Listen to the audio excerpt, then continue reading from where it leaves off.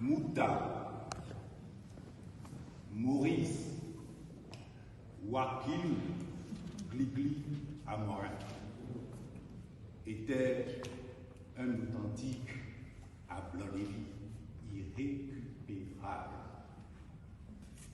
L'homme, le frère, l'ami, le compagnon que nous venons de perdre nous invite à exprimer l'immense douleur de la communauté togolaise et de l'Assemblée qu'il a inlassablement créée autour de lui, de son vivant.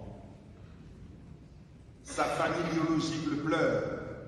Il manquera à son pays parce qu'il rejoint prématurément l'impressionnante légion de ceux qui ont compris la valeur d'une cause et sont résolument engagés pour elle jusqu'à la dévotion. Nos multiples témoignages expriment l'indicible chagrin de voir s'en aller un infatigable porte-drapeau, porte-flambeau d'une unité tant espérée de l'Afrique. Faut-il aujourd'hui, au moment où nous allons lui faire nos adieux, parler du jeune Maurice, féru de Nkrumah, féru de Lumumba, étudiant à l'Université du Bénin, débordant d'enthousiasme dans les engagements associatifs, puis dans l'adhésion au Parti socialiste panafricain PSP du très regretté Davio Ayao Amorin. Est-il nécessaire de mettre en avant ce rôle décisif que sa culture politique du devenir de l'Afrique jouera dans la conception de l'ensemble de ses combats futurs et de ses positionnements ultérieurs? Car Mouta était une fusion entre la foi et la révolution.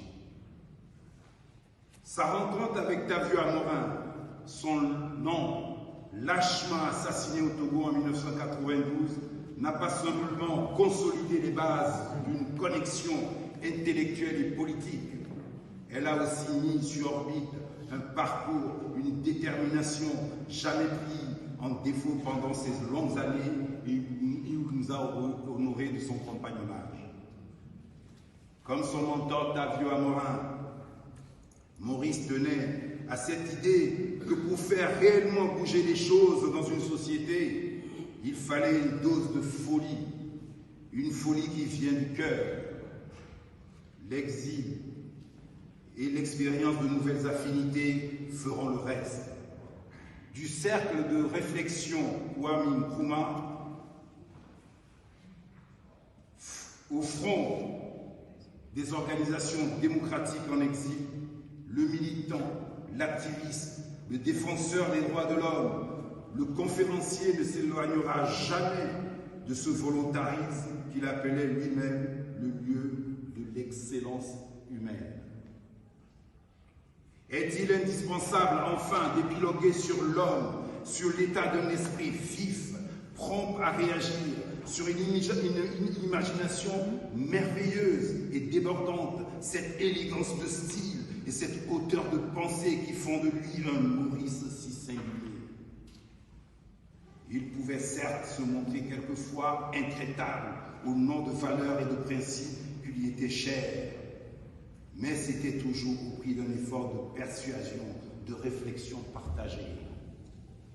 Car Kanléa, le brave, comme on le surnommait, chérissait par-dessus toutes les vertus de l'implication sincère à la cause de la liberté.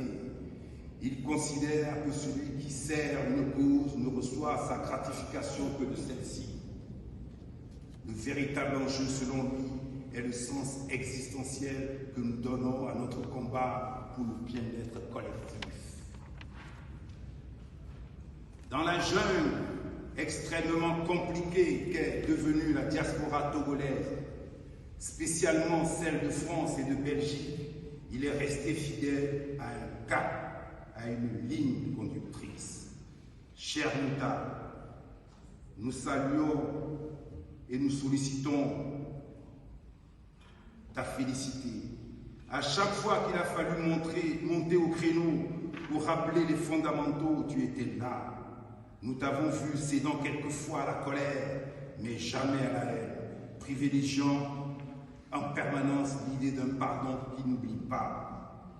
De toi, nous garderons précieusement dans nos cœurs l'image d'un chrétien catholique convaincu qui n'avait pas honte de l'afficher. Ta foi chevillée au corps, fidèle à la célébration eucharistique, c'est par tes œuvres, dans les groupes de prière, les associations diverses, que tu as essentiellement personnalisé ton cheminement vers ton Dieu. Oui, il est juste. Il est beau qu'une communauté rende en honneur à ses fils ce qu'il a reçu d'eux. C'est donc en toute justice qu'il nous revient de nous recueillir dans ces moments d'intense gravité pour rendre hommage à notre cher disparu, pour nous souvenir de son enrichissante aventure à nos côtés, pour nous vivifier de sa généreuse présence parmi nous. Maurice Mouta, Wakilou Gliglia Morin, va et lance-toi et élève-toi au-dessus des disputes humaines, et désormais on se référera à toi comme Maurice le Grand. Va en toute confiance, car sur le seuil de sa maison, notre Père t'attend et les bras de Dieu s'ouvriront pour toi. Adios, compañeros. Merci.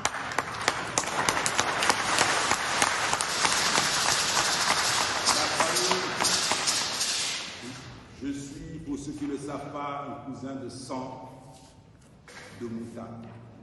La famille vous remercie. Mouta était un révolutionnaire.